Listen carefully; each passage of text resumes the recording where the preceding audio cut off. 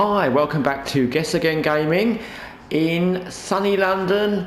The building we're in front of is Westminster Cathedral, and as often on this channel I'm in Watch Dogs Legion, but I'm not going to be playing Watch Dogs Legion. I'm just going to be using the setting to talk about something which has come up in the world of gaming. Actually, it's something somebody asked me recently, and I thought I would answer it by making a very small video about it, because it's a topic that comes up in gaming often, which is, someone said to me, why don't you ever buy new video games? And I was, well, actually there's two reasons. There's probably more than two, but number one, I don't really have the budget to go out and buy random new games, because, you know, I play a lot of games. There's loads of games that I buy and never play, even ones I buy in sales that are very cheap, and I just never get around to. My PlayStation library, I think, has got, I don't know, 90 or something like that games, of which I've probably played 2/3. Some of them I've played very small amounts of time, so I'm not going to be buying full price AAA games, which I may not like, or I may never play, or I may just never get around to playing, because there's games on my library that I do like the idea of, but I've just never got round to playing them, because they obviously will take a while and I'm into other games. Another game comes around, I start playing that. That's number one, but that's not the main reason I'm making the video. The other reason is because it's kind of pointless to buy new games, because how often are there games released that are not very good? They're buggy, there's something completely wrong with them, they're not what we expected. And so it doesn't make sense, unless you've got, you know, if you've got money to spend, then, you know, good, you know, buy whatever you want if you've got free money. But if you're on a budget, or you don't want to waste money and you haven't got the money to waste, then yeah, I don't see the point to buying games at full price when they come out, because, as you know, or you probably know, that they come around in sales very often, pretty soon, sometimes 6 months after a new game comes out. Even a big new game, it's in a sale, and there's always sales. And some games that were very, very expensive, I think Watch Dogs Legion, I don't know what it was when it first came out, because I didn't check, but it's regularly normal prices, like £59 for the basic edition, and the other editions in these, I think there's at least 3 or 4 editions, you know, more than that. But I got mine for, you know, £10 or something like that. So that's just this. There's a game called Chorus that I looked at buying on many occasions, and it was, I think new price was £30, and then it's been in sales for like 14 and 10, and I bought it very recently in the PlayStation sale, and it was £4, and I thought, that's fine, £4. If I don't like it, actually I did like it, but if I don't like it, I don't mind spending £4 on it. So things like that. And also another thing which is even more strange, and I wouldn't advise anyone to do this even if you do have money to throw around, don't pre-order games, because you can't win.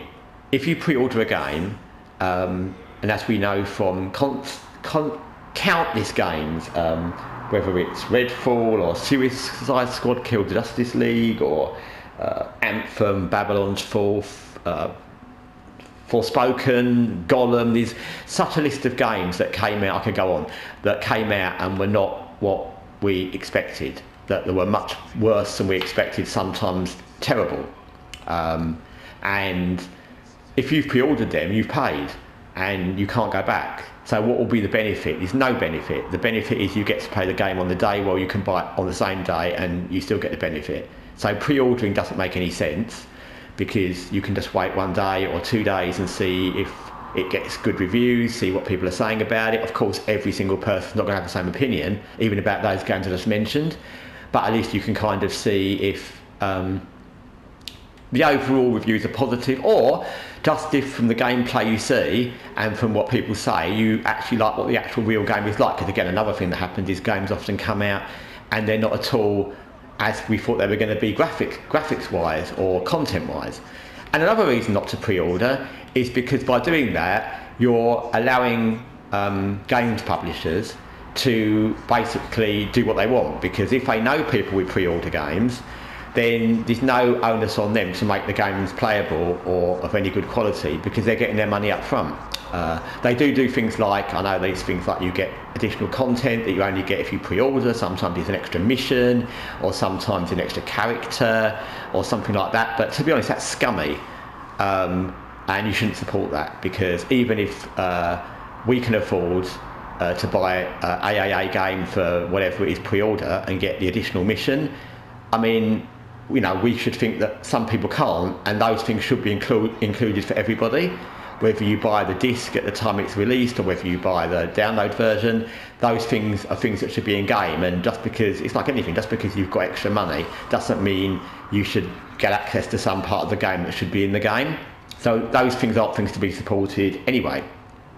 So yes, pre-ordering doesn't make any sense. The only people you're really helping are developers and publishers, because even if you do get a game that you really like and you did well and you were right about the fact it was a good game and you get it pre-ordered and you like it, well, what have you benefited? You could have bought it on the day it was released. Especially now with downloading stuff, it's not like going to the game store and buying a disc. They won't be sold out. You can download it whenever, so there's no benefit at all, even if you get a good game. So it doesn't make any sense. It just helps publishers not have to worry about releasing games in bad states, because if they had to worry about the reviews when they release a game in a bad state and no one had bought it yet, they wouldn't be doing that as much. So it supports bad practices